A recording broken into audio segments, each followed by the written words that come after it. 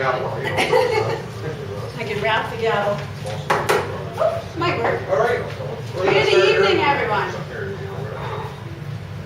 That's Stephen's way. Good evening and welcome to Crystalline Knowledge Speakers Forum. How many of you, this is the first time you've been here? You didn't hear the last one with Mark Willems. Okay, most of you have been here before. And for those of you who are new, fantastic. It's always good to have a bigger group.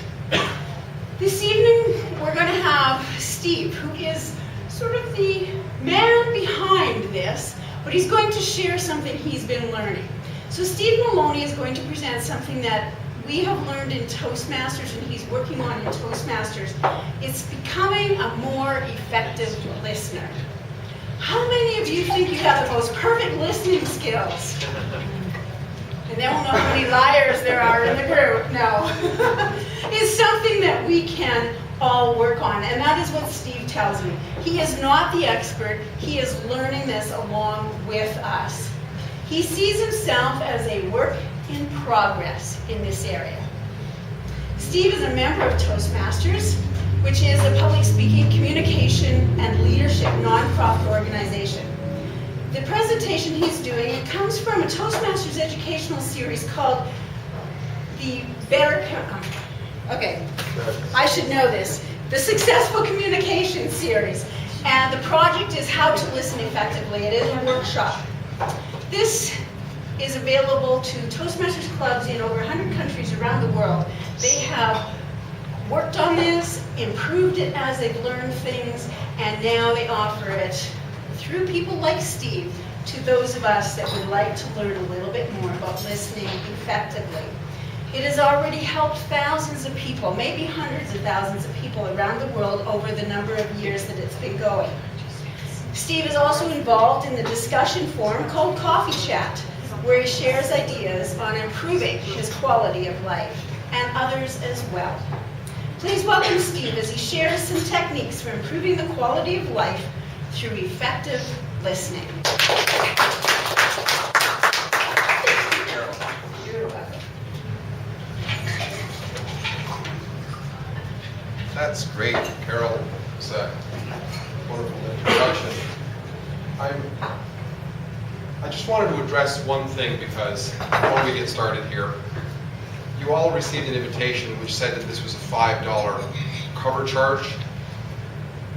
We actually canceled that because there was some confusion going on. It was down to the last minute, and a few people that were going to be helping out weren't able to make it because they were traveling.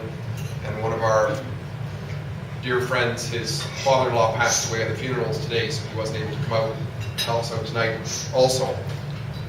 But the main thing was that Toastmasters International is a non-profit organization. Because I was going to be sharing from this, sharing their information, it's kind of frowned upon if there's money taken and now where is it going, if you understand. So rather than do that, and it was kind of late to then involve how we're going to do this in terms of giving it to a certain organization or whatever, for the simplicity of it, we just said, you know what, for one time here, we're not going to have that. And also, the other thing is that one of the reasons we instituted the idea of a cover charge was to give a gratuity to the speaker who's coming in, because they're coming in voluntarily a lot of the time. And I'm the one actually, one of the ones involved in this, so that was kind of an odd color too. I wasn't going to be prepared to collect money for myself, especially when it's coming from a Toastmasters information to a nonprofit organization. That's kind of how we arrived at that. Hope you understand. The other $5 that's going around is the restaurant hopes that we would contribute for using the room here tonight on an average of about that, if you think about that throughout the evening. Enough on that then. So Carol mentioned that this is not my information. I wouldn't claim myself to be an expert listener by any means whatsoever, as my wife here, Gloria, would certainly testify that I'm not an excellent speaker, or an excellent listener. Freudian slip. Some kind of a slip. I might have a few of those this evening. So what I'm doing is I'm presenting information which is time proven. And I've sort of put my own presentation style on some of my own examples into it. That's basically it. Now, just because we're talking, and for that matter, not talking, especially not talking, doesn't mean we're listening. We could be standing in front of somebody, they're talking, but as Lang used it, the monkey mind sometimes can be going off about all kinds of things, worrying about yesterday, worrying about tomorrow, thinking about the girl or the guy next door, or what am I going to have for supper, and we're not listening. I'm sure we've all experienced that. And therefore, I would say that we all have a need, or we could use some listening skills training. And today I want to share some principles on listening skills, and hopefully this will help to, what we like to talk about in our coffee chat discussions, is improve the quality of our lives in something, in our communications ability. It's to understand listening is to be able to see other people's point of view, which is important sometimes, and in the end, make better decisions as the result of what we hear. We're going to have slides here. These slides are basically just to prompt you in your book. You'll see in front of you, you'll either have a Toastmasters book or you'll have a printout. And that's a photocopy because I didn't have enough of the Toastmasters ones. This is a photocopied version of it. Do you have next one, Steve? Oh yes, I do. Yeah. Thank you. And what you'll find is that you can follow along in there, and a lot of the things, there's fill in the blank. This is something you can take home because if you learn something here, you can fill in the blank as we go along. And if you don't get all the blanks filled in, don't worry about it, because at the end you can ask somebody who maybe did or ask for clarity on it. So this is going to be a workshop. It's a workshop of exercises. I want to make that clear that it's voluntary, of course, but to get more out of this, if you can involve yourself, there's going to be one-on-one impromptu speaking and exercises going on. So it's not just me sharing ideas with you, it's you actually, you can practice what we're talking about to get more of an experience of what's being said. So the first exercise what we're going to do is we're going to break people up into groups of 3. Obviously, it's pretty easy down this side, because you've got groups of 3 all the way down. Well, groups of 2. And you groups of 2, but there's 6 here. So all you have to do is one of you turn around, like maybe you could turn around to the 2 behind you, and then you 2 could turn around just and work like that. Is that going to work for everybody? All right. So the first, there's one person's going to be a speaker, one's going to be a listener, and one's going to be an observer. Now, if you turn to page 14 of your manual, you'll find a whole bunch of topics there to speak on. The speaker can pick one of those topics, and you're going to speak on it for about 2 to 3 minutes. Okay? The listener, then, after that, is going to summarize what you said. So the listener can take notes if you want, and I'll explain what C is going to observe what B is doing. So pair yourself off, decide who's going to be the speaker, and once again, you're not standing up here and speaking, just speaking amongst your little group there. Okay? So pick a topic, decide who's going to be the speaker, and I'll give you a minute to do that, okay? The speaker just reads the question and answers it himself, and then somebody else listens? Take one of the questions and answer it to the best you can in a 2-minute period, 2 minutes or less. Okay. And then somebody's going to listen to you. Okay. It's a listening exercise. Right, so. Is everybody, have you decided who's going to be the speaker? Everybody, put up your hand, who's going to be the speaker? So, okay. I think I'll be a speaker. I'm a good speaker. You're going to be a speaker? Okay. And you don't have to put a whole lot of effort into getting all this right. Just say whatever you want to say for 2 minutes. No structure whatsoever.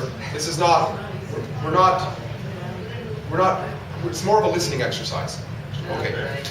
All right. Everybody ready? Everybody ready? You don't have to be perfectly ready. 2 minutes, beginning now. Start talking. All right. Be the listener. Talk for 1 minute on what you heard the speaker say. Start now. 1 minute.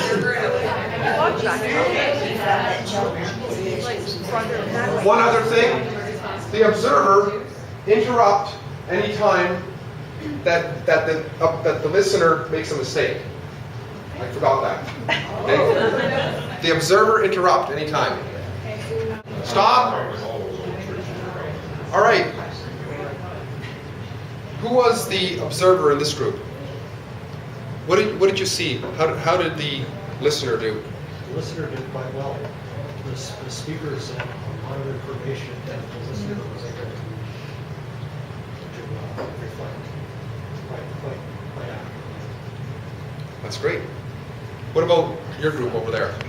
I was the observer and our listener took notes, so I'm not sure if that was fair or not. That's perfectly fair. Perfectly fair. Good, okay, yeah. Whatever works, right? Good. Yeah, she took notes and listened. She didn't look at him at all. She just sat and looked at her book. Yeah. Doing very well. How about your group back there? She was the speaker, and she was the listener, and she said, hung on every word. You were the observer? I was the observer. Yeah. Did well? Did well. Any breakdowns in observing back there at the back? I am now present. How'd you do? Yeah. He has a very good listening skills and he has a good listening skills and whatever the speaker says, he understands everything and effectively define. Okay. In your group? And he was the speaker and she was the listener. I think the role was very good. Also, the listener was summarized very good. Was what? The summarize was very good. Summarize. Summary. Okay, yes. Yeah, okay. Excellent. I understand. And what about your group? Yeah. Who was the observer here? And how did that go? I think it went well. He had a lot to say, and I had trouble myself remembering it without taking notes. But she did a real good summarization of, I think, of what he said. Wow. It's quite a group here. That's really amazing. Well, maybe it's not amazing. Everybody's quite aware here, and that's what it takes. Listening is awareness, isn't it? Being able to pick up on things. There'll be a few more exercises as we go along too, to look at this whole listening idea from different angles. Now, listening is really a learned skill. It's just like anything else, learning how to ride a bicycle. We didn't come into the world learning how to walk necessarily. We observe, we learn as we go along. And it involves a sender and a receiver. The thing is, most of us, I know in my example for sure, I was taught more how to send out information than to receive it. All the way through school it was about doing the grammar and how to talk and this sort of thing. I don't recall us having a course in listening. There was about how to present ideas, not necessarily how to take them in orally. Not very much of it anyways. And a lot of times we tend to think that maybe listening is related to hearing. And it is, of course, but they're not equal. Because, for example, we can have all kinds of noise going on, but we're not listening. We're not taking it in. In fact, I've heard somewhere that there's an operation now that certain people who are born deaf, with a certain operation, that hearing can be turned back on. And sometimes when this happens as an adult, what they want first is to have it turned off again. Can you please turn that off? Because to them it's just noise. It's just, they've never learned to listen. So all they're doing is they're hearing, but they have to be trained on how to actually listen. Listening, you see, involves hearing, but it's also about organizing what we hear, interpreting what we hear, and of course being able to demonstrate the use of what we hear. Are you readjusting for me here? Yeah. I gotta reach farther now. Maybe. And the truth probably is, at least it says here, and I think it's very valid, is that most people don't really learn to listen well without training. And that would be the case with learning how to speak well. If we didn't go to school, we didn't have education, we wouldn't speak as well as we do, and therefore the same with listening, right? But if we have the ability to improve anything in our lives, then surely we have the ability to improve our listening as well. But today what I want to do is I want to share with you 9 proven strategies. I don't know what happened to our... Oops, wrong one. Let me get back in this room. Is that in this book, what you're gonna share, the 9? Yes, they are. That's primarily what we're going to go through. Okay. That's the main thing. There's 9 proven techniques, they call it, to help us to improve our listening. There's probably many. These are the main ones that they come across. And if you go through your workbook, you'll find that there's little exercises, and each one, or each exercise, most of the exercises are associated with these techniques, what we call them.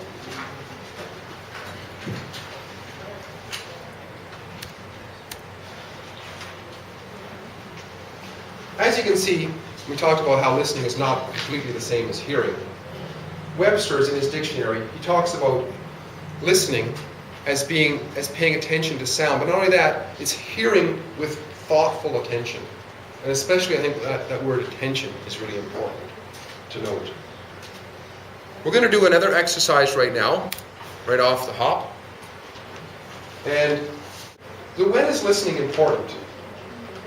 You see, sometimes it's not important for us, really. Other times it's absolutely crucial.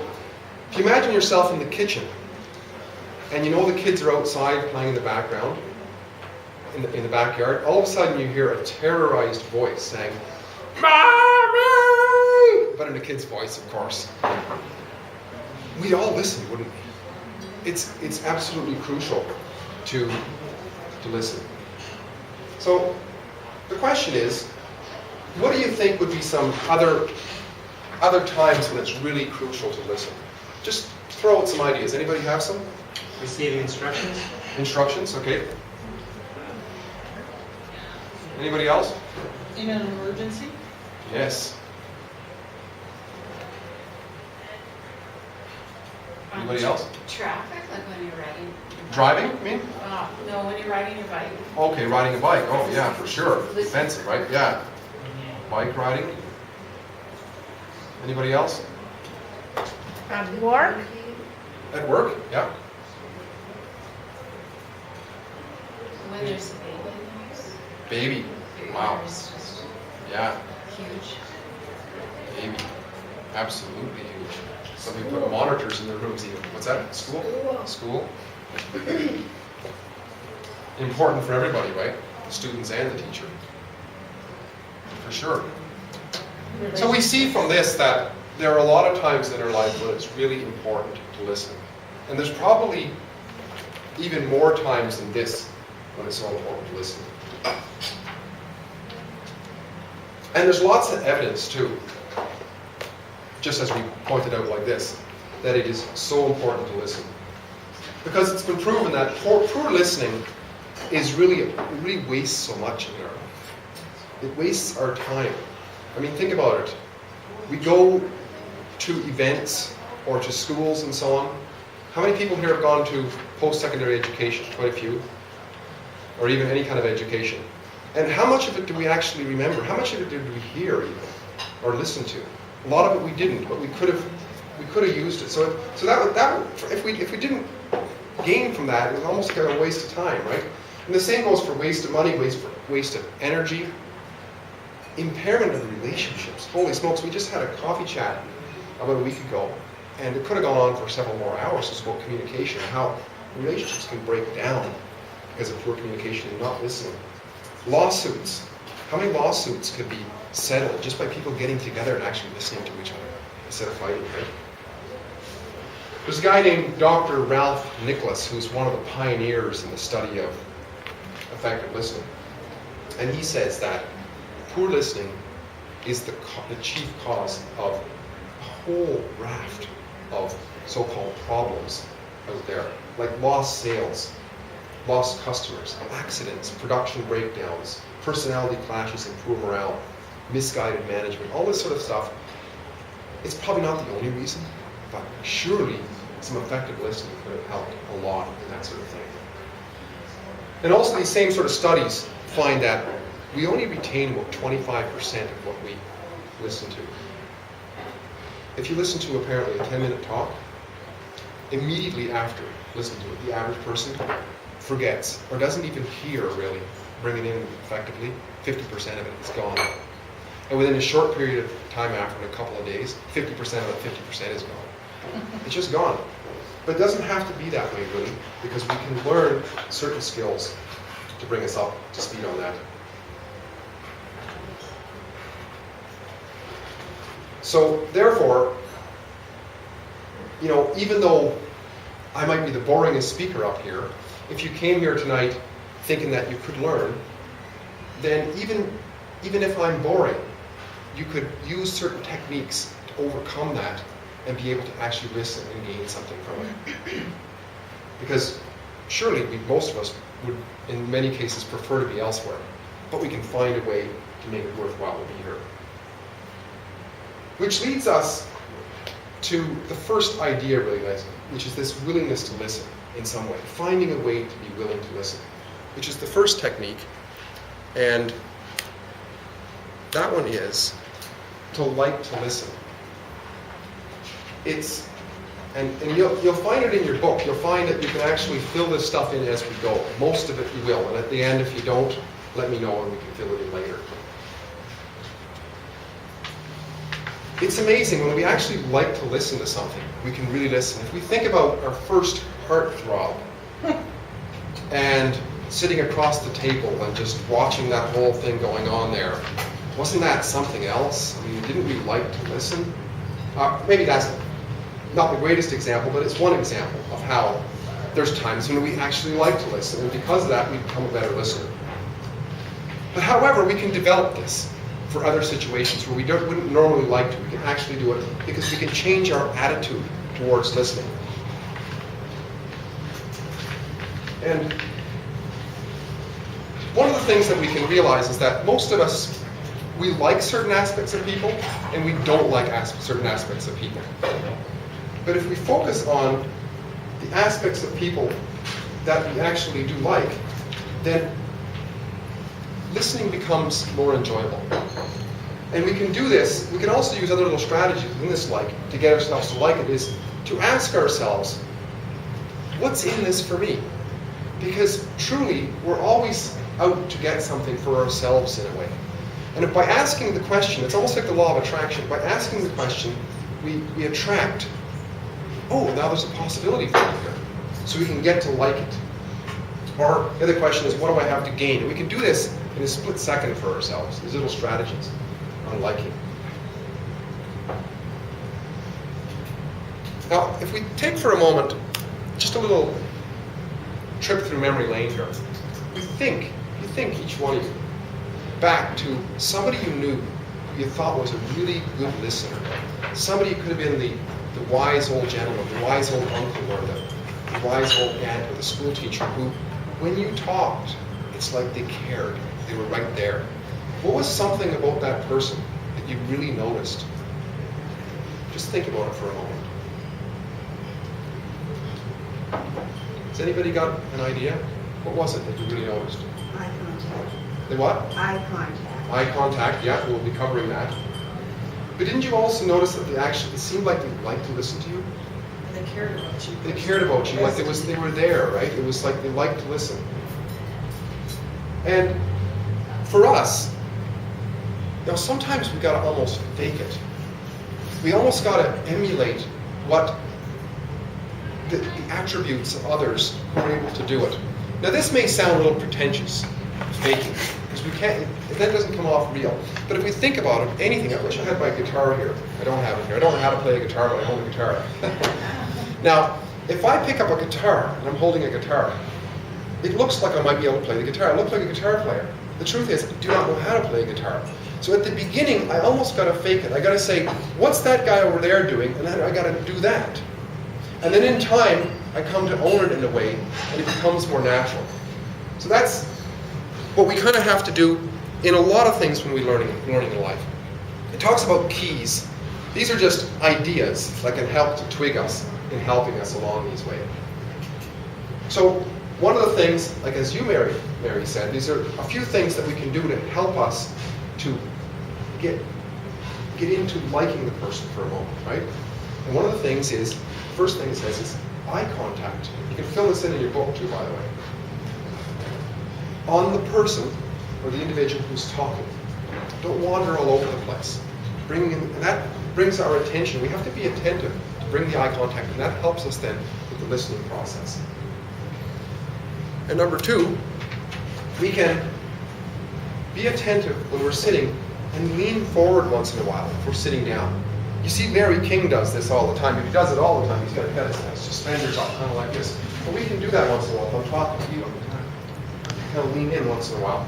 And it shows that we're actually listening. And we can actually, people open up to us more. We'll talk about more of that later too. Encourage by asking supporting questions. Now this is not necessarily talking over people. There's a little break and there's something missing. Excuse me, did you say you turned left or you turned right at the corner? So it helps us with that. And we can react to the speaker. React to what the speaker is saying in any way, really, but in a positive way, that's supportive. Facial expressions, nods, and this sort of thing, right? We can also have expressions like, that's right, yeah, I agree with that. Well, that's really interesting. It brings us in, it helps us to see aspects of the person that we can actually enjoy. We're going to do another exercise right now. Can we go back to that screen before for just a brief second? Which one did you need? The one you had the 5 keys? Yeah. These are kind of, they're not really, they're little pointers to fill in your blanks is what they are. They're not really the whole item. But you got most of it. If you missed something, is that good then? Yes, thank you. Okay. In this exercise, this is on page 7 of your workbook, by the way. We're going to break up into groups of 2 this time, so that'll be really easy from here. And then down this row, some of you are going to have to turn around. So if you could take a moment and break into groups of 2, and I'll explain as you're going, I'll explain what we're going to do here. So what we're going to do is you're going to tell your partner about somebody who's really influential in your life. And then when you're finished, the other person's going to tell you about somebody really influential in your life for about 2 to 3 minutes. Okay, so form yourself up into groups. And it'll take about a minute to do that, okay? These are already in groups, so just decide who's going to spin around, basically. Okay. Okay, are we ready here? Are we ready? Just a little instruction. So what's going to happen is you're going to exchange workbooks with your partner. Exchange workbooks. And what you're going to do is when you're done, you're going to write a comment about your listener in how they interacted with you to show that they were interested in you. So you're gonna do those sort of things we talked about here: leaning forward, nodding, agreeing, being involved in the conversation. All right? Everybody ready? Yeah. Start. All right, 2 minutes. Reverse roles. The listener becomes the speaker becomes the listener. Around 2 minutes. All right, stop talking. And take about 30 seconds to write in your partner's notebook what you thought about how they're listening. All right? You can stop writing anytime now, or if you want to keep writing a little bit, I'll just start talking anyway. So what does everybody think was the purpose of this exercise? Real purpose of it? Pretty obvious.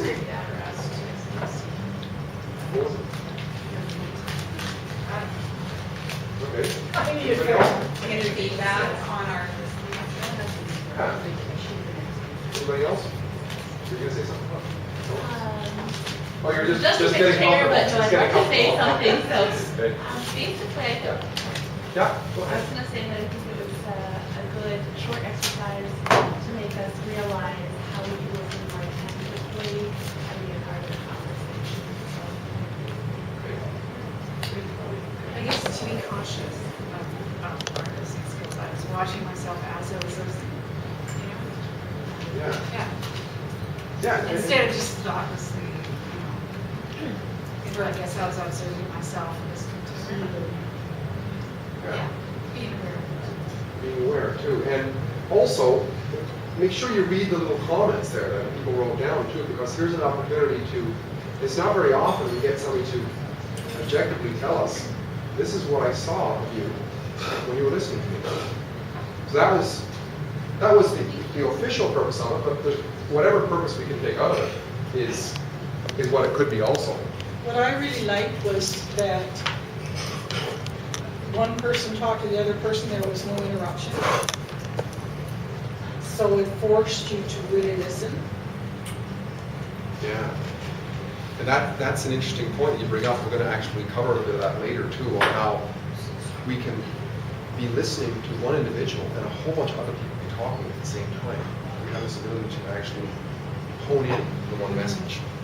Yes, did you have what was it for you? More on what she said was just that sometimes for me, if there's a whole bunch of other people talking and I'm trying to listen to one individual, it can be a challenge.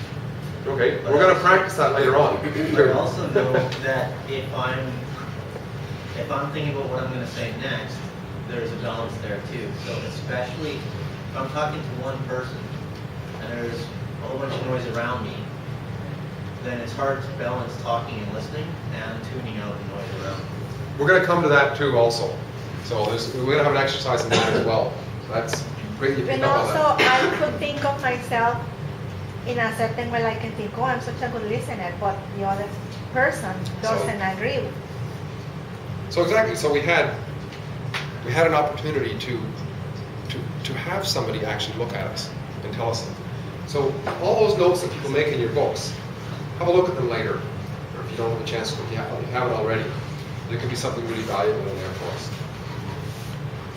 Now, as Brian, you mentioned, while people are talking, there can be all kinds of distractions while you're trying to listen to something.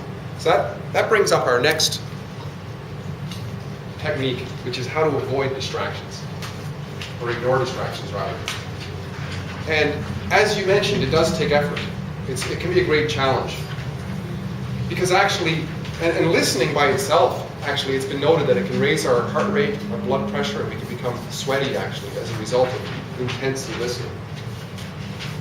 But the best way that we know of, anyways, to listen more intensely, attentively, and to ignore the distractions is to become more concentrated on what we're actually doing. And there are a few things that we can do. One thing is that we can visually and mentally focus on what we know we have to focus on, focusing on the individual. Once again, it takes effort for sure. We can also listen with our eyes. Remember the eye contact thing? There's a lot we can pick up on from just looking at somebody. Their expressions, their emotions, and so on can come out. And we can also tell ourselves that we're going to listen. We can actually make decisions in many areas, in all areas of our lives. We can also make a decision here. And by actually saying it, we become aware in the moment, and it helps us. So we're going to do more practice here. This is called exercise D, and it's about ignoring distractions. This one, what we're going to do is we're going to form up into 3 groups, maybe larger groups here. So, I know. So how about this side is one group, and then those 2 tables are another group, and those 2 tables in the back are another group. That makes it fairly simple. I think it's even then, isn't it? Yeah, perfect. All right. So if you form up into those groups, some people might have to turn around if it makes it work, or look around. You're all together in one group. So you turn around. No. Those 2 tables are going together. Those 2 tables together. Okay. And all these 3 are going together. Okay. So you'll have to turn around. What we're going to do here is we're going to do a little impromptu speaking again, but there's going to be one speaker, and the idea is somebody's going to, and make sure it's somebody who's comfortable with doing this a little bit because it's best to stand and speak for this example. That's because this is a bigger group and you might not see everybody, but if you're, I guess you could sit, but that's what the instruction is, to stand. So if you feel comfortable with it, please stand and speak. You select a topic from that page 14 in your book. Whoever's the speaker, whoever volunteers the speaker, pick a topic from there. The rest of the group is just going to listen in. And you're going to speak from 2 to 3 minutes. After 3 minutes, you're going to stop. And after that, I'm going to ask members of the group to comment on what was said. And then, okay, so has everybody picked a speaker? Show of hands, which groups picked speakers? Have a speaker here?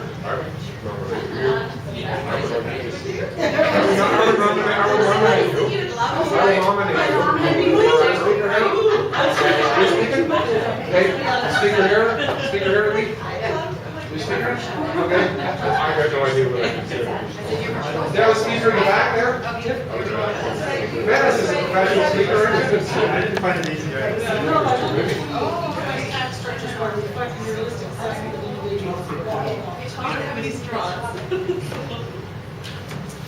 You don't have to stand if that's the intimidating part.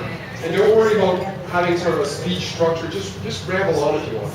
It doesn't really, don't get too caught up on having to do it right or whatever. We're all just here learning, so grab one and run. You say your time again? Once, yeah, 30 seconds from now. We're about 30 seconds into it. So time 30 seconds. But remember, the goal here is to listen to the speaker at your table only. Okay?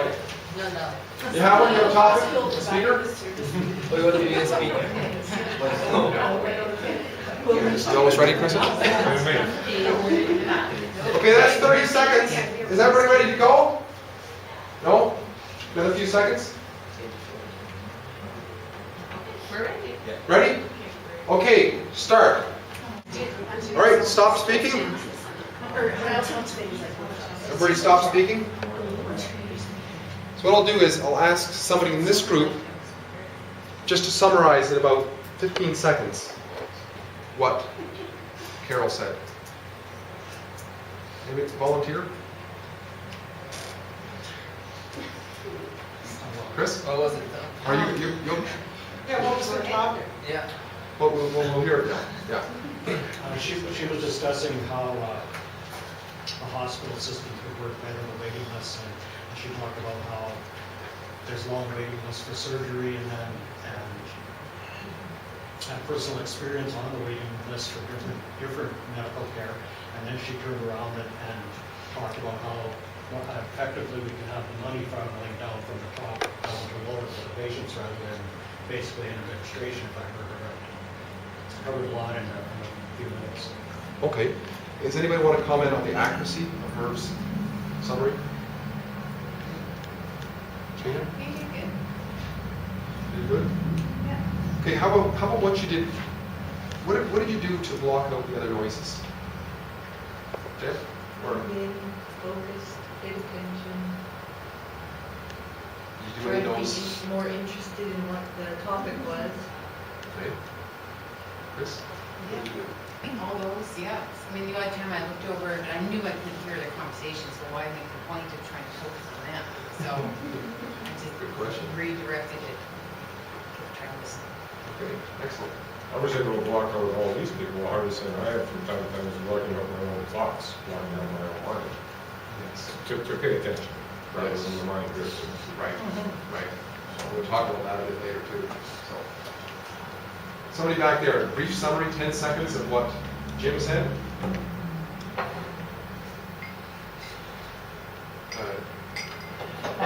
Anybody? Manus? You got a quick little summary, right?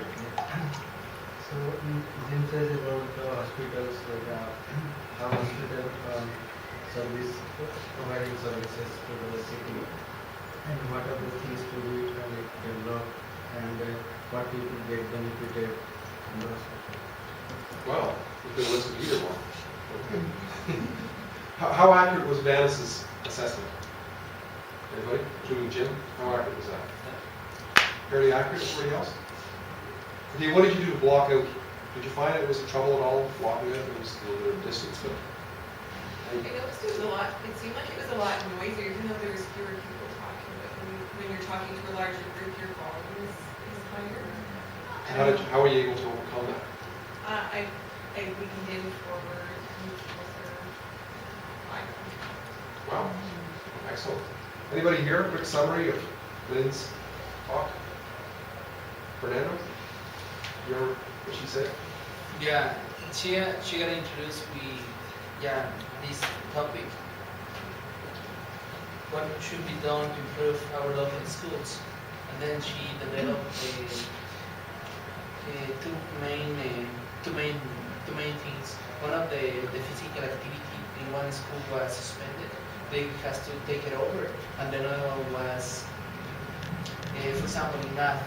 In some cases in the schools, they let use the calculator to do basic calculations like the tables, and they should stop that one. That way, they're going to improve his mental association with mathematics, regular geometry. Yeah, that was the two main things that involved that. Good points. Yeah. Yeah, just Is he a good listener? the main things. Is he a good listener? Yeah. Yeah. Sometimes. Yeah, I was following the point that you needed. I usually interrupt people when I was listening. That's one thing that I had to overcome. We're going to talk about that too also. Anybody else? How was that assessment? Is that pretty good? And what did you do to block out, particularly Carol talking here? I didn't even hear it. I didn't hear. Just focus. So you're Just focusing, listen. the focus was like there. the things that Over there. you're speaking. That's how I focused to the talk. Very good. Let's give ourselves a round of applause. Sit back where we were. Great job, folks. That's awesome. Did you say go back to where we were? Yeah, back to where we were. We're done that particular exercise. Okay. So did anybody notice that it takes effort to concentrate, to focus in on one idea for a while? Well, that's the learning experience then, because we're actually aware of it. A lot of times we're not aware of it. And did anybody learn that in spite of there being other noises, you could block them out and you didn't have to let them dominate? Anybody notice that? Good.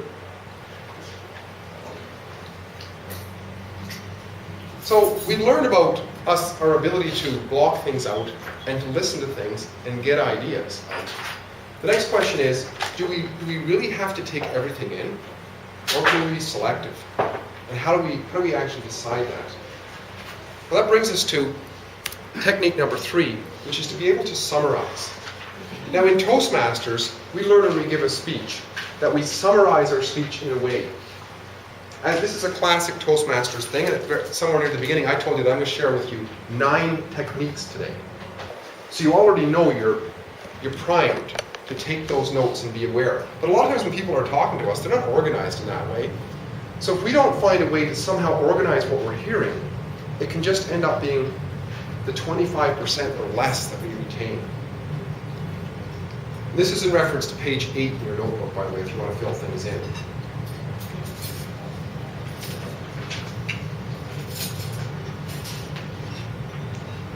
There's a few ways that we can help ourselves. I don't know if it's got it here.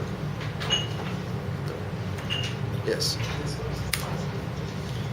There are at least 6 ways that we can help ourselves with organizing. And one of the things we can do is that we can focus on the main points to begin with, rather than trying to get ourselves bogged down in a bunch of details. Just picking out, as the people here, see, we were able to summarize approximately about 10 seconds something that was said in 2 minutes. One of the ways we can help ourselves in this is picking out keywords and key ideas. We can either write them down or we can mentally capture them. And these keywords help us to remember. Now, there's 6 little methods that they share here which can help us to summarize. And one of the things that we can do is, the first thing is, as I mentioned before, focus on concepts and ideas at first. Not so much on little piddly facts and details. There's an old saying that the devil is in the details. And I don't know for sure what that means, but it seems like if we focus on a whole bunch of little things, it's just mush for us. We're trying to pick out something in 10 seconds and gather it. We have to focus on the bigger things at first. We can mentally outline or take notes if we can. And I'll explain how we can do this later when somebody's talking. It helps, so don't worry about that really yet. We can compare and contrast. This to me is kind of like word associations. A good example would be, for example, if we were watching a politician, of all people, out there doing a political campaign speech, and we know darn well that everything he talked about in the last campaign, he didn't end up delivering. And here he is talking about he's going to deliver the moon, the star, and the skies for us if we vote for him. It's like, well, all of a sudden we're comparing.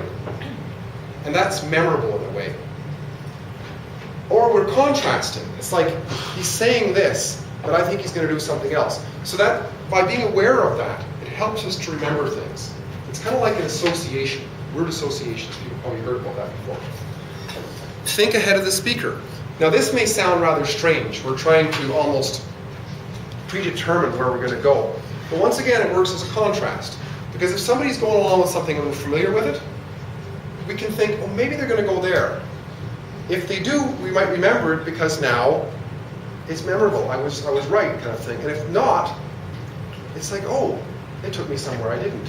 So we're aware of it. We're doing a mental exercise, and we're aware of the exercise, and therefore the association of where things went becomes more memorable. If that makes any sense, it's like a win-win either way.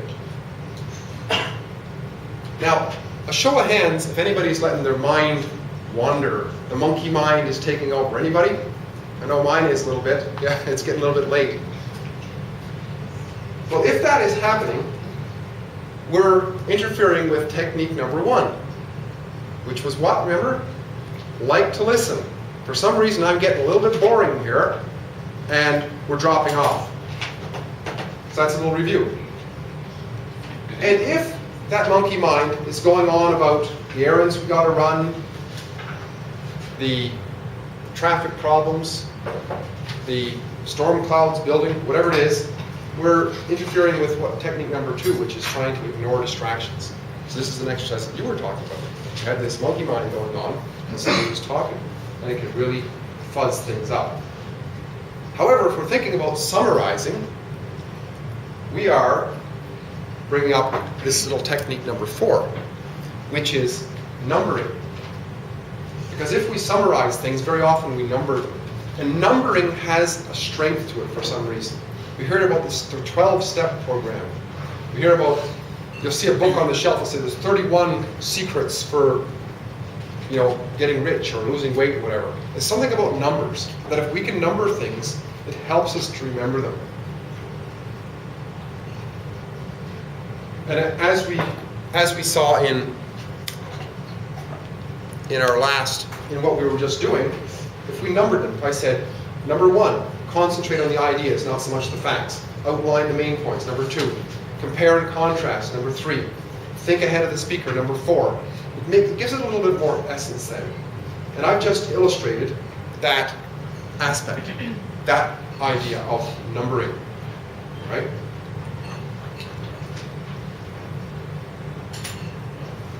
And the last one we can do is we can create what's called an acronym. And this is a little trick that we can do for ourselves. An acronym, of course, is kind of like FYI, LOL. It's something that we remember because it's the first letter of each. If, for example, we're going to a talk on how to lose weight, and the discussion has 3 points. One is exercise, the other one is controlling our appetite, the other one is learning to think thin. We can draw that out as eat, appetite, and think thin. We drop that out, we have eat. And we can associate that with losing weight. It's got something to do with it. And the funny thing with an acronym, apparently, is that if we can either associate it directly or in opposite, contrasts once again. If something is a complete contrast, it can also be memorable. At this point, we're going to take a little break. I think our minds are starting to wander. If we take about a 2-minute break, chat, get up, stretch your legs, whatever, we'll get rolling again on technique number 4 afterwards. Can you time us for 2 minutes? No, I can't. We're going to have to really roll here on the next 2 minutes. We're running a little bit behind. What's that? Running a little bit behind. So I'm 1 hour into it and only a third of the way through, so it's supposed to be until 9, so I'll pick up the pace a little bit. But how's it sounding so far? Yeah, it's working? Lots of instruction. What's that? Lots of instruction. Yeah, I know. It's the first time I've ever done a presentation this long. Good. So it's, I didn't even realize it was 8 o'clock already. I got to pick it up. We've got to be done at 9, we're a third of the way through. So I got to pick this one up and we're trying to get through this next section in a half an hour. So I think most of our really involved speaking events are kind of past. There might be one more, but so far we've covered 3 of the techniques. We have another 6 to go, so we're going to roll along here a little bit faster maybe. So far we've covered, number 1, we must try to find a way to like to listen, find a way to ignore distractions, and find a way to summarize what's being said. Our next technique is going to be called taming our emotions, which is a big one. I'm going to tell you a couple things that I really believe strongly in. The first thing is, I think that the Saskatchewan Rough Riders are the biggest sack of sorry losers I have ever met in any one organization. The second thing I want to tell you is that I really believe that criminal offenders, violent criminal offenders, are just not understood. That they're actually treated way too fairly and leniently in our system. And thirdly, I would have to say that I sincerely believe that politicians are the most honest and honorable individuals that can ever be found in our country. Tame your emotions, okay. Gotcha. Now, it seems like a few of you might not agree with me in some way. But you notice what happened. You knew what I was going into, right? These are, sometimes when people say things, our emotions just pop right up. And has anybody got an idea of something else that you, or an experience of something you said and it just somebody took it completely emotionally? Anybody remember something like that? Religion. Religion? Yeah, I was thinking of that too. That's a hot topic. Yeah. Abortion's another hot topic. Yeah, so there are these things, and they can be buzzwords that just shut things down, right?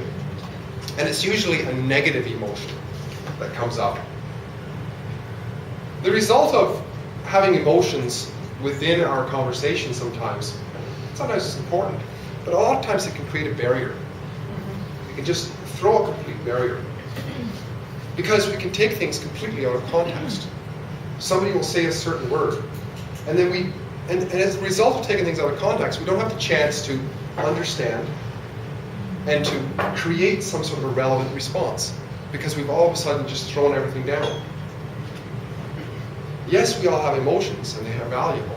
We've got to find ways to control them, especially when it comes to situations like this. And we can do this through forms of mental activity.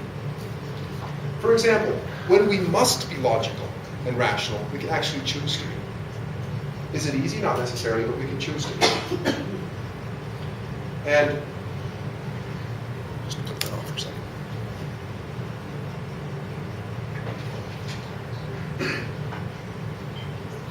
And the trouble is with our emotions is that it actually sidelines our rationality for a moment. It puts it on hold in a way. And it clouds our judgment. And to help ourselves, to control our emotions, I'm not suggesting that we have to become sociopathic at all. Sociopathic is somebody who has no emotional response whatsoever. It's just a matter of not getting hung up on our emotions when we know that we shouldn't really. And when we know that we have to be, it's a point, like at work, for example, we're doing something that could be potentially dangerous. It's not necessarily a time to get emotional. It's a time to be objective and interpret and evaluate things rationally in those situations. Once again, not necessarily easy, but can be done. Which leads us to the next topic, which is to eliminate hasty judgments, which is what often emotions do, right? Because we can learn to, with hasty judgments, we have, our stereotypes lead to that. You know, as an example, you might sometimes, it'll rain for 2 weeks. A couple of years ago it was raining for 2 weeks in Saskatchewan, and all of a sudden global warming was on the news again. I mean, based on nothing, based on 2 weeks of raining in Saskatchewan. Also, as somebody mentioned, if somebody mentions the word God, sometimes, all of a sudden flags can go up in complete shutdown because somebody will make a judgment maybe as to, oh, that person then must be somehow religious or something, trying to put something on me or whatever. So what is the alternative? What do you think is the alternative to hasty judgment? Anybody got an idea what it could be? I think it's a conscious choice. Conscious choice? I think you have to, yes. Anybody else? Being aware? This sort of thing? Well, what it says here, and I think it's very valid, is to listen with empathy. Empathy is kind of like putting ourselves into the other, what the natives used to say, walking in somebody else's moccasins. Being there with them in any way we can, putting ourselves in their place, and trying to see the context in totality, the background and so on, their emotions, the whole works. Having empathy. Judgment certainly has its value, but we've got to understand judgment is opinion. But opinions can be valuable at times. The thing is, the difference is hasty judgments are the result of selective listening, whereas a more thought-out judgment is more complete. We're going to have another exercise here, and this is going to be in the form of a word problem. And I use the word problem because in school where we had in math, remember there was Jill has 4 apples and Adam has 2 apples and so on, you got to calculate it at the end. That's what this kind of is. It's a listening exercise to help us with this judgment idea. All right, I'm going to begin. You're driving a bus with 25 people aboard. At the next stop, 10 passengers get off, and 5 new ones get on. The bus moves on, stops again. No one gets off, but 3 more get on. Now at the third stop, 8 people get off. I'm going to ask you the following questions here. What was the name of the bus driver? Me. Yes. Did everybody notice that? We jump to conclusions, right? We're thinking it's down at the end of some sort of a math problem right away. An interesting one, isn't it? Let's see, let's talk about jumping to conclusions, jumping to hasty judgments rather. What was the total number of passengers who rode on the bus? We didn't know it was going to be a math question until you got halfway through it. I forgot all the... 41. 42? 41. 33. Oh, Interesting. at any point of time. The whole time. Yeah, what was the total number of passengers who rode the bus? And finally, how many passengers were on the bus when it finally stopped? 16. 15. 15, but that was close. Yeah. But all of a sudden, 16? It's actually 15. Well, the bus driver too. 15 bus But they're asking for passengers or They people? asked for passengers. Passengers, yes, it was passengers. But that's brilliant though. Because you're right, you're actually right. But whether it's 16 or 15, what's interesting here is that a lot of people got that one right. Yeah. Because we jump to judgments on we're thinking what we're supposed to do. It's like Yeah, we're supposed to think about the end result, whatever. yeah. And that's what it says in here is a lot of people will actually do that. Really interesting.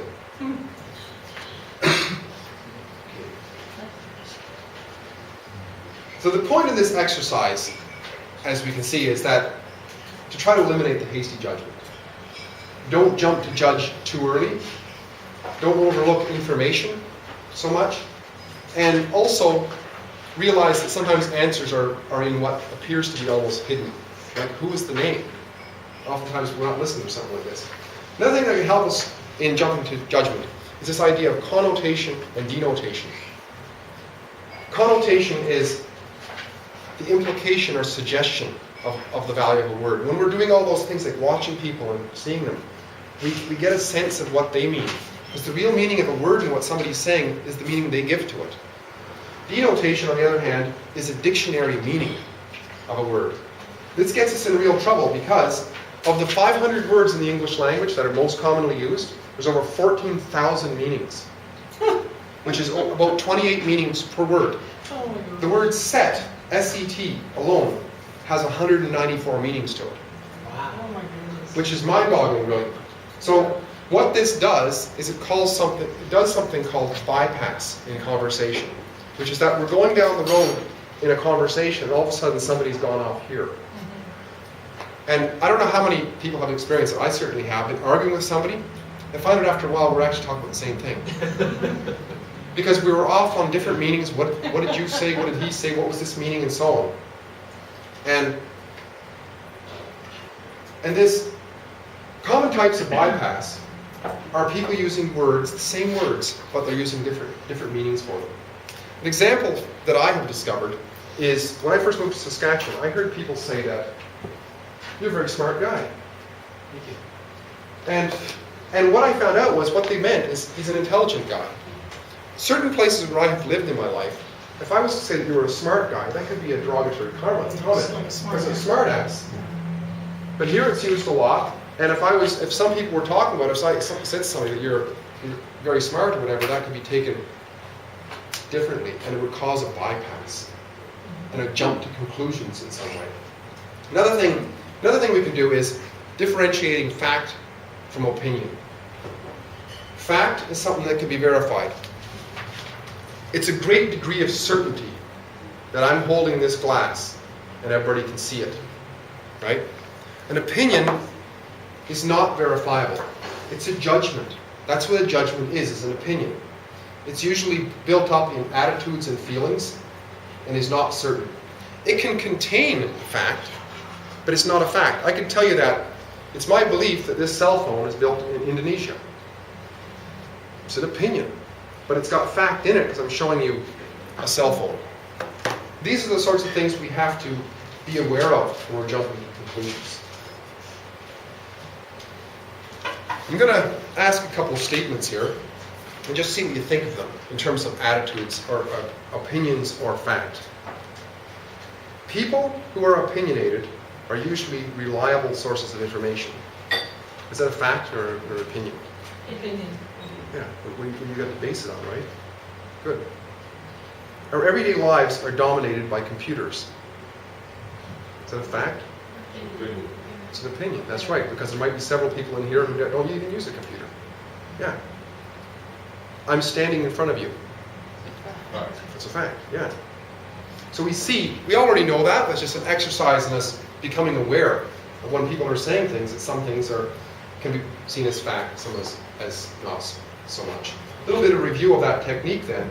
If we can develop a way of delayed judgment, listen to all that's being said, and base our judgments on what we actually heard, things like facts, considering all the information. Technique number, I missed those ones. I guess I wasn't keeping up with these because I was trying to, yeah. Somebody had talked, I think it was Brian early on, about interrupting. This is what technique number 6 is all about. Never interrupt, and always try to listen right through to the end. And there are many ways that we can interrupt. One of the common ways that I do it sometimes, I just start talking before somebody's finished, and that's a common way of interrupting. But it's not the only way. There are many ways, and a lot of them can be without even us speaking. what you talked about, Lang, earlier, the monkey mind going on, we can actually mentally argue with somebody while they're talking. And people pick up on this because it's perceived that we're not paying attention. We can ponder a point while they're still going on with another. Here I am back here, and now they're talking about this. So how can I make a complete assessment? We can mentally question in the same way. We're questioning now what was happening over and over again, and we're missing the answer. Somebody said an outrageous statement, and now they're verifying it, but we're questioning it over here, we miss it. Same thing with disagreeing. When we remain open to reason, however, we can come together with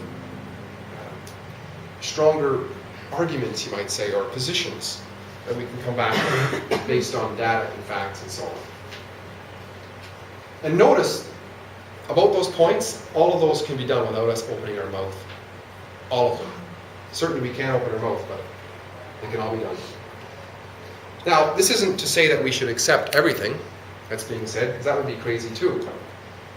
It's about seeing the whole thing.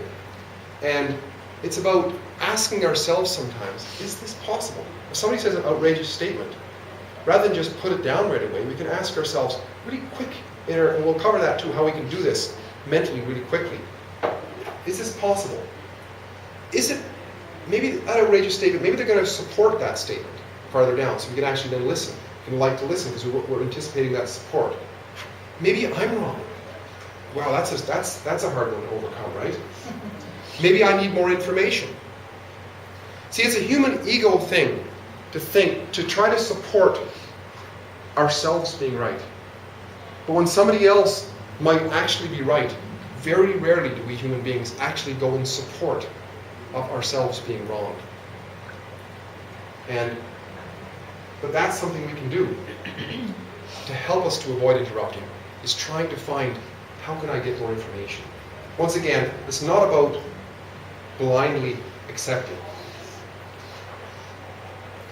but it's about trying to get through what somebody has to say to us without mentally interrupting, arguing, and debating. Is anybody ready for another break, or should we just tear on for a little bit more? We'll go on for a little more, okay. That completes that one then. So those are the ones I was supposed to call mental arguing and so on. If somebody misses those in their, I'm speeding things up a little bit because I'm trying to get done here. Technique number 7 is to inspire openness. This is a really important one because when we're listening for something, if the one who's talking to us is holding back from us, we're not going to be able to hear what we have to hear. So for us to be better listeners, if we can inspire people to be more open, this is very helpful. This is on page 10 of your workbook, by the way. Now, quick question. What are some ways that we can help people to be more open? Anybody? Has anybody got any idea?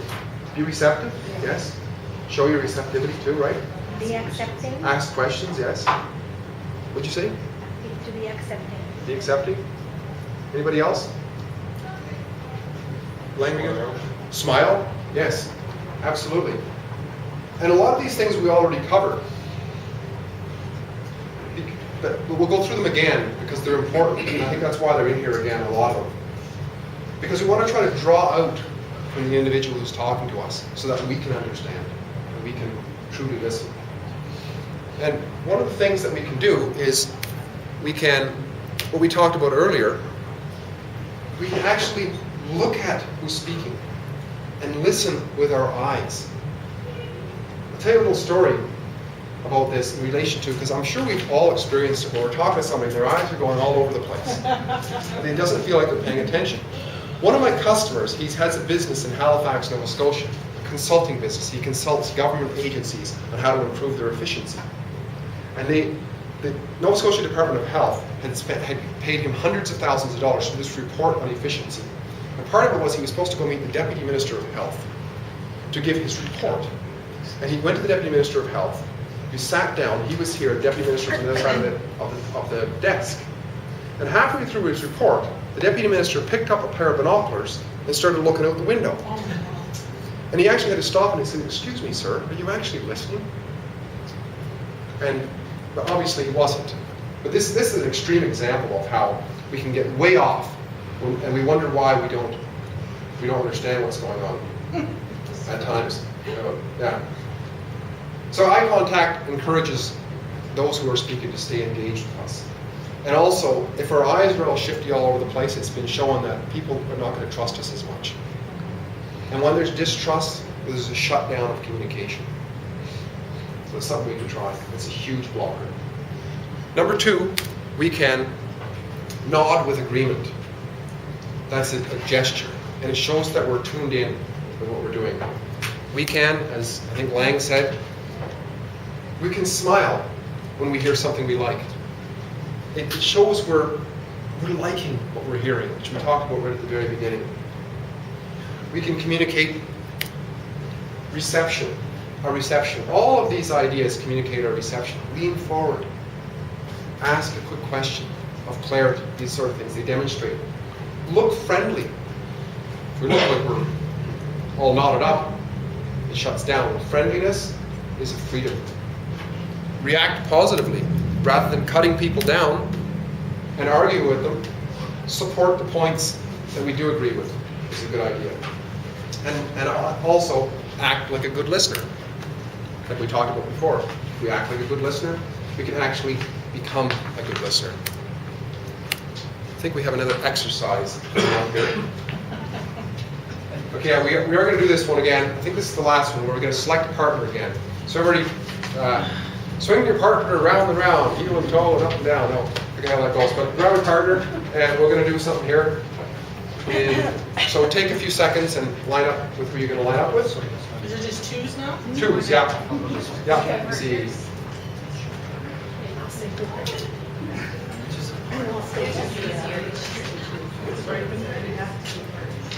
Okay, what you're going to do is you're going to talk for 2 to 3 minutes about your definition of success and what steps you're taking to move towards your success for 2 to 3 minutes. So turn towards your partner.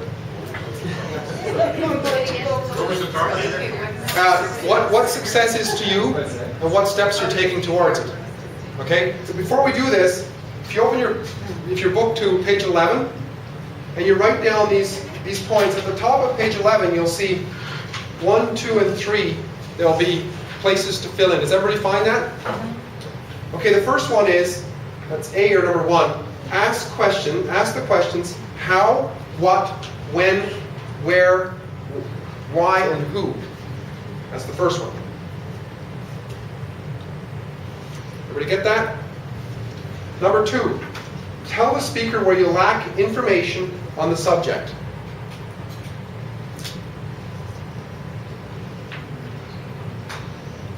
And number 3, respond to what is said. Ask if you have interpreted and understood correctly. So these are going to be, it's not as though you're going to be going along and asking what, who, and wow, and whatever when you're listening. Those sort of things are going to be in your consciousness. If somebody says, John jumped over the fence, then that is a who that you're going to keep in your consciousness. And throughout, if there's a little pause, you can say things like, what? Or what direction? It's like a conversation almost. And you can say, do I understand this? Did I understand that correctly, what you just said? These sort of things. So partner up and go for 2 to 3 minutes on what success is and what steps you're taking towards it. We're going to say something, Lang? Do you want us, like, if you're speaking, you want me to interrupt when she's speaking, to ask those questions, or wait till the end? A little bit of both. If there's an appropriate moment where you can say, and there's somebody's pausing, you can say, did you say you turned left or you turned right? Because it's like that's how we do it in conversation, right? So, and then at the end you can do a little bit too. And then when you're finished, reverse roles, we'll do it again. Okay? Begin speaking now. 2 to 3 minutes. Yeah, okay, thanks. Switch roles now. All right, stop speaking. At this point, exchange notebooks and take 1 minute to write down what you thought your partner did to inspire openness in you. All right, give your notebooks, give the workbooks back to your partners, and if you have a chance, read those later on, because once again, it's an example of somebody else giving you some ideas of what they saw in you. And it's really important in communication. I'm on a roll, just a minute. Okay, I'll carry on. Yeah, we'll carry listen on, anyway. carry on. We all know that communication is really a two-way street. It's, as we said, the sender and the receiver going back and forth. But it's more, obviously, than just the verbal. There's also lots of body language going on, and that's why it's so important to be aware and be observant. And that way we get the essence of what people are saying. And it's important for us to be able to interpret body language and to be able to and be aware for ourselves too, in future reference, and how we act in response to people to create openness. For example, it is commonly known by some people that if we cross our arms like this when somebody's talking to us, if I'm walking around like this, you know, apparently for some people they see that as closing down, and they might not be as receptive to us. You may just be cold. Maybe cold.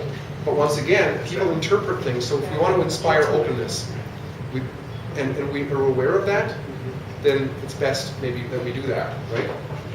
Another thing is, if you're talking to me and I'm rolling up my sleeves, you know, it seems like I'm wanting to do something else. I got something else to do. I don't have time for you. Or if I'm sitting down talking to you, and all of a sudden I'm like, you know, like this sort of thing. Or this. I'm uncomfortable in some way. So, rolling the eyes. That's a real bad one. But apparently there's... Oh yeah, texting, yeah. Keep talking, I'm listening. Right. Or tapping, like hurry up. Yeah, tapping, exactly. And apparently, and this is something for us to be really aware of with all the different cultures we're getting mixed with now. Certain gestures, apparently this, in some cultures, is equivalent to this. Which is? This. Oh! So apparently, if you go like, right on, man, it's like, yeah, right, man. You know, I don't know if that's true or not, but it's to be aware of that, especially if we're traveling or we're dealing with people from different cultures. I mean, if we go like that, if we go to somebody like that, they're not going to be maybe open to us very much, right? So. And that's really hard. Like if you work in an environment where there are loads of different cultures, you're almost afraid because you don't know if I smile that that's a bad thing or a good, you know. But one of the things we do is ask people to get involved, you know, and if we do, if we see somebody is offended, are you offended by that? If a lot of people will understand, they'll begin to open up again if we explain to them that we have no idea about that. Yeah. This means right on, man, cool, in my culture. You know, but if we don't have that, we have once again a bypass. Yeah. And that really gets us in trouble. So being aware, that is kind of like a broken record here almost. Being aware of what we're doing, how we're displaying to people we're talking to, can send so many messages, and either promote openness or not. And once again, if we continue to act like good listeners, we can be better listeners. We got to act. And with the guitar at the beginning, we'd actually pick up the guitar and do something. Same thing, right? Now we're going to practice a little bit. Once again. It's not as big of a deal this time, though. Think for a moment, right now, how it is that you're displaying yourself and how that might be interpreted by somebody else. Just think for a moment. Stay where you are. Now change it up a little bit and display yourself at this guy at the front of the room is the biggest load of whatever garbage you can imagine. No interest whatsoever.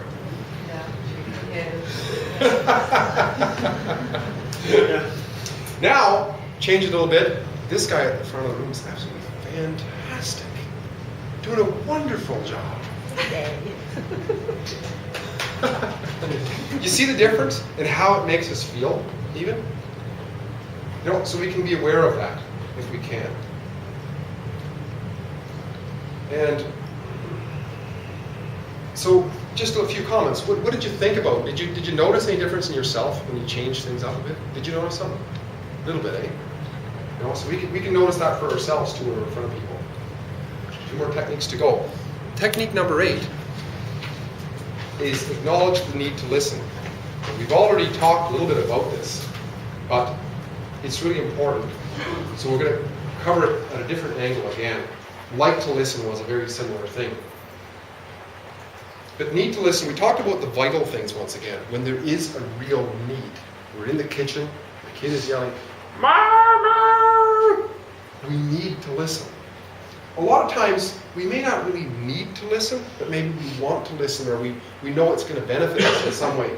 So if we can somehow help ourselves to need in a way, or see it that it's a need.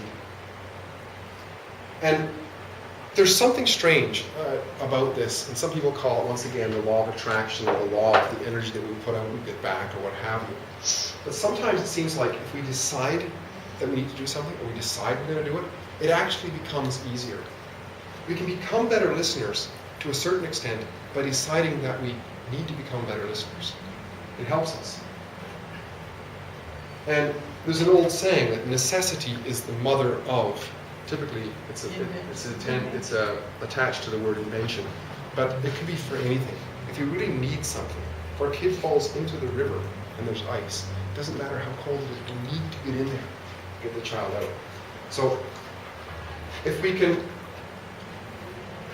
and the funny thing about it too is that if we need to listen, and we decide that it's important for us, that actually helps those who are speaking to us open up to us. So that makes it better even again. There's a signal in us. There's a body language in us or something.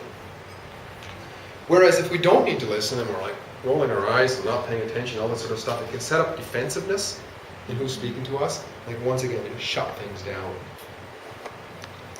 What we can do is we can tell ourselves, I need to listen to this. Even if we don't really want to, even if this guy at the front of the room is just boring as stone, if we can convince ourselves that we need to listen, then chances are we're going to actually gain something from it, which is interesting. What's that? So that leads us into technique number 9, which I think is a little bit out of order here, but it's I think it should have been after the jumping to judgment. But it's about generating conclusions, and it's very similar in a way, but it's actually more concrete. Judgments, you see, are opinion, whereas conclusions are more sound. But it's interesting though, somebody talked about it, we might have mentioned it before, is how can we actually come up with conclusions while somebody's talking? It seems like how can we do those two things at the same time? How can we put things together and itemize and summarize and so on in such a way that we can make a conclusion while people are talking? But what's interesting is that we human beings apparently speak at 135 to 150 words per minute, but we think at twice that speed. And it doesn't seem to matter how fast somebody is going. We can up the listening speed even faster.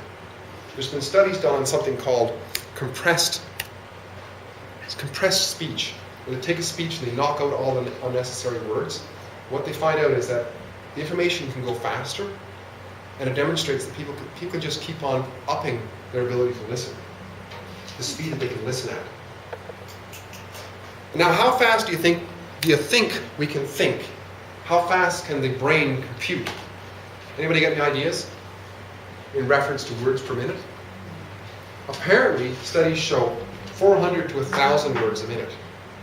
So as you can see, if we can listen faster than somebody can speak and we can think even faster again, there's actually plenty of time for us when we train to be able to quickly come up with things. Little questions that we have can just be, they're so fast, they're way faster than we can talk.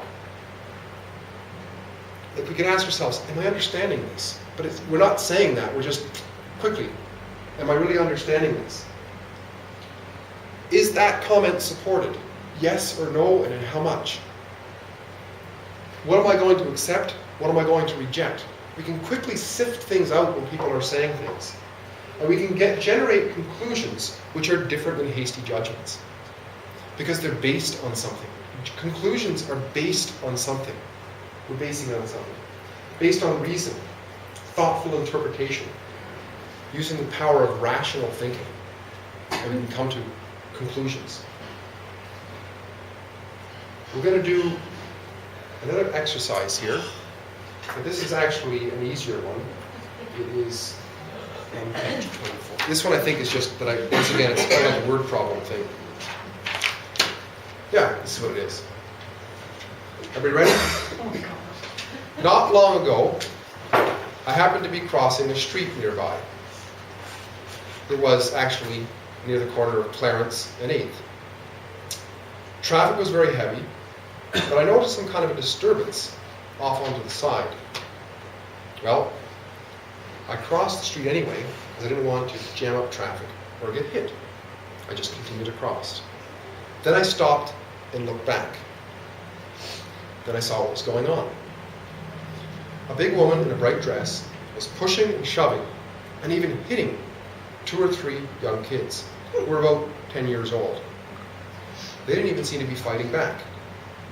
A crowd gathered. I heard a siren off in the distance. And I didn't think much about it.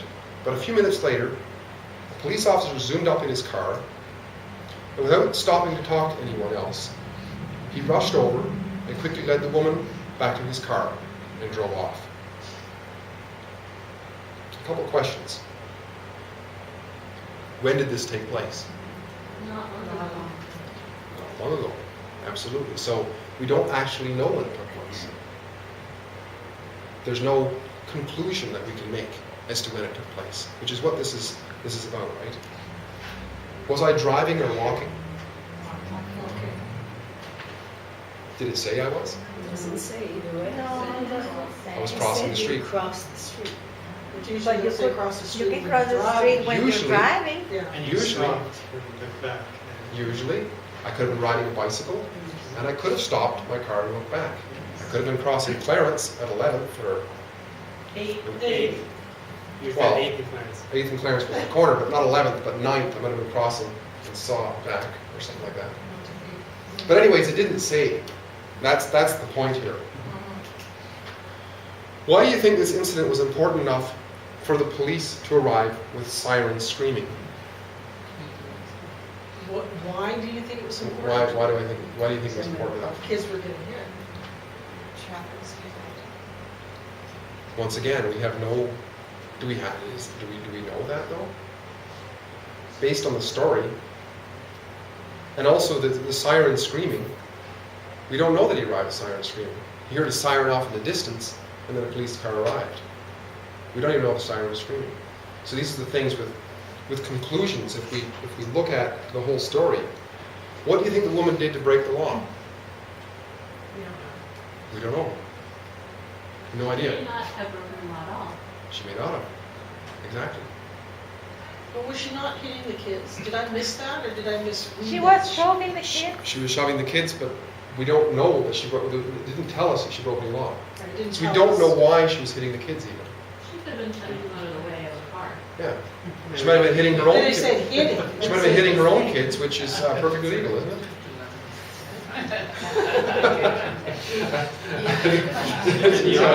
The officer was not even there seeing her hitting Yeah. kids. Yeah, so this was an example. It's the jumping to conclusions. That's what. This was an example of us noticing how we can. There's a couple things here. Noticing that we can actually think faster than I was speaking, because we all come up with things, but yet I was talking straight, and we still had time to come up with something, even though, right? And so you had time to generate some sort of conclusions. But the content of the story didn't have much to create conclusions with. So all of this. So hopefully we've learned from this a few things, which is that we can base our conclusions not so much on presumptions, guesses, or what we think, but on actually what we heard, which can really help us. Sure. To base conclusions on what To we base heard. base conclusions on what we actually know. If it actually said that she had violated a certain law, then we could make a conclusion based on the story that she did. But it's basically a story which has no real substance to it. That's the point of it. So we can make all kinds of hasty judgments about it, but no real strong conclusions. People could argue about this. This would be a great court case. Lawyers would love this. Oh, they'd love it. Because that's what lawyers do, is they argue. Yeah. And they make judgments, right? But anyways, that's for another time. Another topic. So we covered 9 techniques for better listening. And we're going to bring them all together here. If you turn to page 13 of your workbook, you'll see a list there. You'll see a little dash before the numbers all the way down. What you're going to do when I repeat these is you're going to write the first letter of each one that I read in before the number. So number 1 was like to listen. Number 2, ignore Are we supposed to be distraction. writing this down? Like, You can write them down. fast? You can write them down. You can just put the first one if you want to. I'll run these down. Yeah. Yeah. Ignore distractions. Thanks, Lynn. Number 3, summarize. Number 4, tame emotions. Number 5, eliminate hasty judgments. A little slower. Okay, they're still up there. Number 6, never interrupt. Number 7, inspire openness. Number 8, need to listen. Number 9, generate conclusions. Now you'll notice something. All those letters on the left-hand side of the numbers create something we call Listening. Listening. an acronym, Yeah. which helps us to remember. As you can see, all of them have,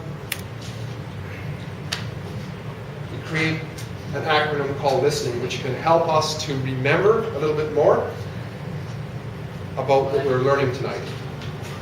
Now, if you're unsure of any of the blanks, you didn't fill in all the blanks in your book, talk to somebody, your neighbor afterwards, have them filled in, or feel free to talk to me if you want.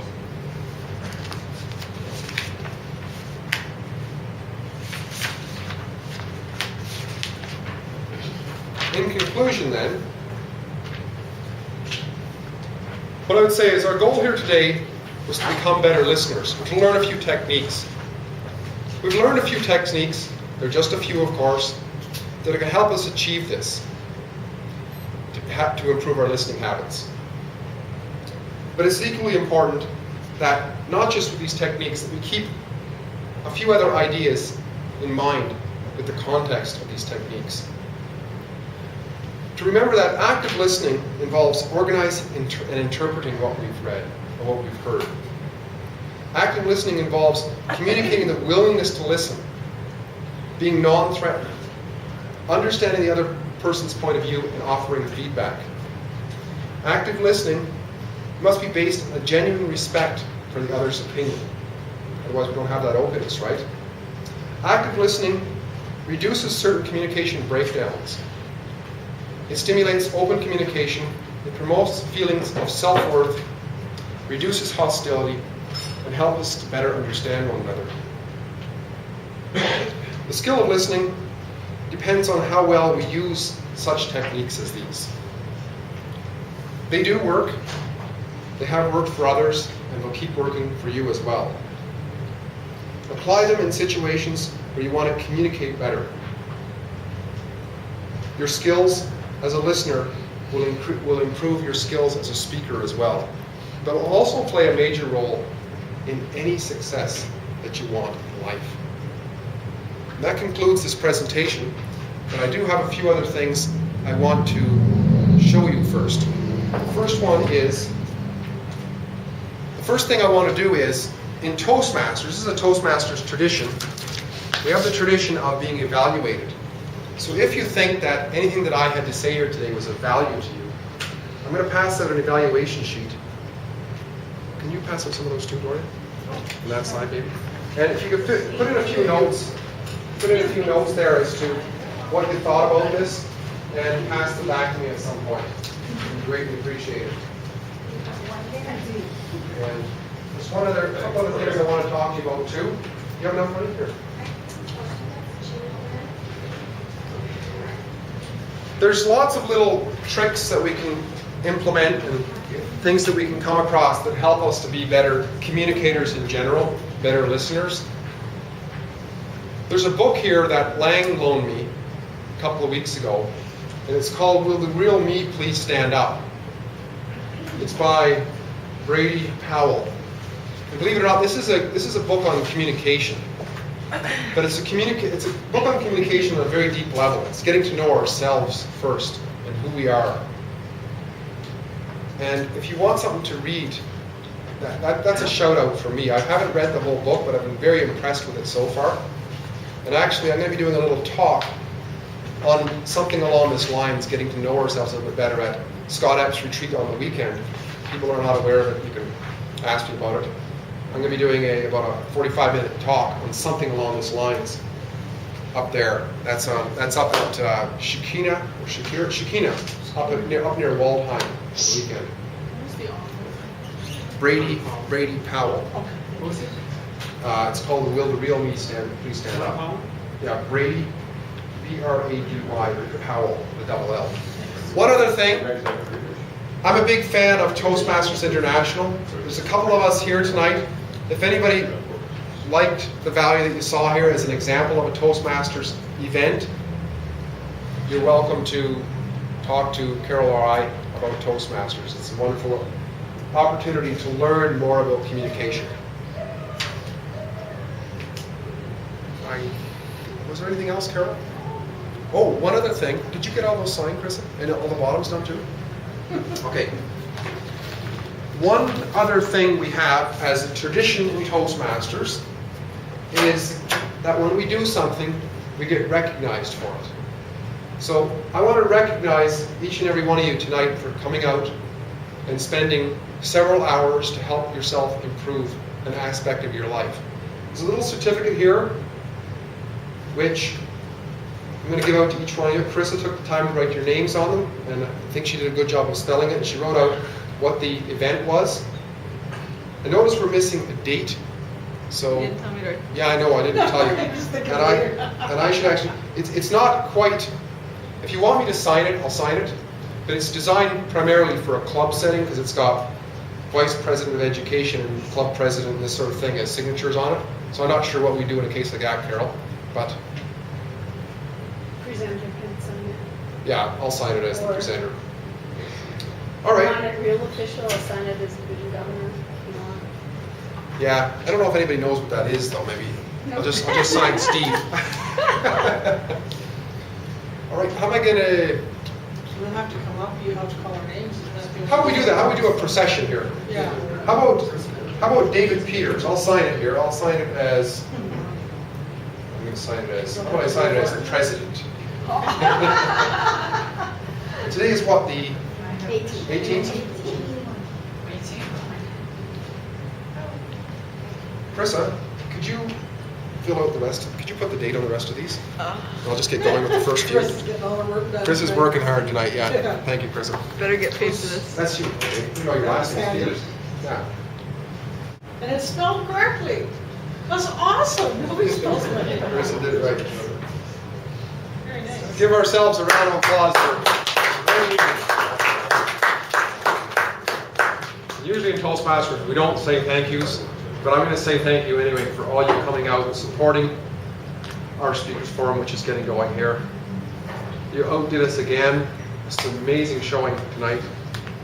I didn't expect this many people to come out, and the participation was just fantastic. It was really, really a blast to be able to do this with you this evening. Thank you. So a couple of announcements. Those of you who are not aware of Coffee Chat, I think most of you are, we're meeting next week again at this same time over up the street at the coffee shop, Mackenzie Cole. If anybody's not on the Coffee Chat or the Speakers Forum mailing list, let me know. You can write it down here somewhere. You can write it down. Also, we're having another Speakers Forum event here on the 2nd of June. July. I guess it'd be July, yeah. 2nd of July. A guy's going to speak on something along the lines of the law of attraction. It's a local guy. His name is Troy Ruck, and he has a fantastic speech which I heard a while ago that he's going to be doing at some event, and it involves a lot of storytelling, which are examples of that sort of a concept of law of attraction in action. How what we put out in our mentality we get back. So I really look forward to it. He's an accomplished speaker. He's He's very confident, he's got a great stage presence, and I think it'll be a great event. We're not sure of where we'll meet yet, but if you're on the mailing list, or if you're on Meetup, you'll know, because I'll be starting to work on that event fairly soon. That's a fairly new thing. Some of you people who are even involved in the speakers forum are not. I haven't officially. I just talked to this guy, and he agreed to do it then, so I couldn't miss out on the opportunity to take advantage of it. So that will be our next event. Any other questions? Comments? So if you finished your evaluation forms, you can either just, I'll just pick them up, I guess, if you're done, walk around. Thanks so much for doing, that's the official one, okay. I'll just take a copy of the book. I know